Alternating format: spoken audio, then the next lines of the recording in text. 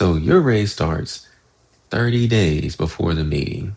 Now, to make it even more seamless, to make it even more efficient and more conducive, I would advise to do it throughout the year. So you're not waiting until the last 30 days to try to scramble because you can easily forget. Like I've done it before where if you don't in the beginning, initially, if you don't make a separate, I like to make a separate email folder. You can print everything out and you can make a physical, tangible folder, but which is good. But I like to make a digital folder, a separate email, and I label it Blue Book and whatever year it is, fiscal year 2026.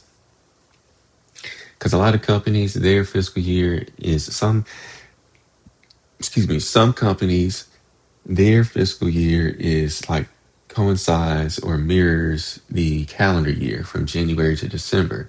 But then a lot of companies, their fiscal year is from July until June. So what I like to do is when the new year, fiscal year starts, I like to go ahead and go ahead and clean that bad boy out. I like to create the new fiscal year blue book.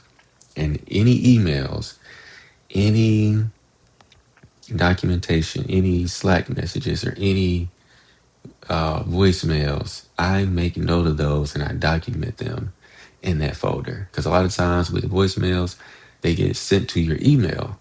They actually get sent to your email. You can save it with the time and who the client or the customer is. And you can say, okay, make note of this. I took action. I did X, Y, and Z. So with your 30-day countdown, 30 days out, it's imperative, it's important. Track your wins. So track your wins. Like I said, I like to do it even in advance, 60, 90 days sometimes, and a lot of times 6 months as I go. I like to put them in that, copy them to that blue book folder. And then 30 days out, I go back and I do a recap just to ensure that I have everything that I needed, that especially something that's that contributes so much, something that's so outstanding or so extraordinary or so valuable, something that very presentable for my case as far as a respectful counter or negotiation tactic, or as far as voicing my reasons or justifications for my high job performance. So and then 7 days out, review and self-assess. So what I like to do is I like to compose a self-evaluation, and I like to compose it in a almost like a 2 or 3 page Word document, like a letter, like dear so and so. This year I have this is the time for the performance review. I would like to state my contributions and have like certain bullet points under there, and then have paragraph forms of what you've done where it's easily obtainable, easily visible. Have that massage where it's actually coherent and where it's actually easy to navigate in that document and just talk through it where it things cannot easily be missed. And then 48 hours out ahead of time, prep your talking points. So that's where the bullet points come in. And you have your talking points and you make notes for your own copy. So you make 2 copies.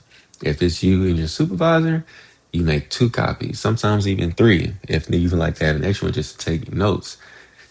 Make those copies to present to your supervisor as you give your self evaluation, or if you even want to email ahead of time, so they know that they're prepared and they actually have an advancement and have an advance notice of what you have, so they can take into consideration on the performance review or performance summary that they have for you, so you can read each other's and meet in the middle. So the day of, that's how you can walk in with confidence. Each phase builds on the last. If you miss one, then you, like I said earlier, you leave money on the table. You don't want to leave money on the table.